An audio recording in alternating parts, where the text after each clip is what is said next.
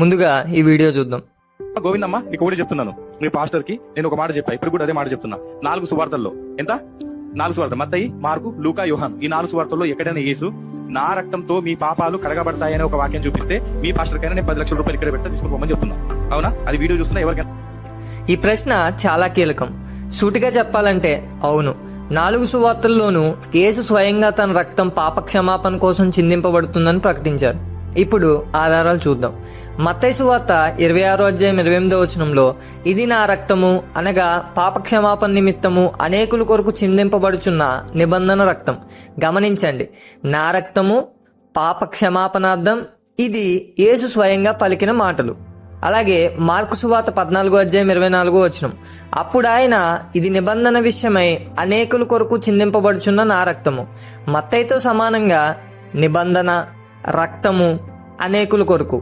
పాత నిబంధనలో నిబంధన ఎప్పుడు రక్తంతోనే స్థాపించబడేది. మీకు మరింత సమాచారం కావాల్సినట్లయితే నిర్గమాకాండం 24 ఒకసారి చదవండి.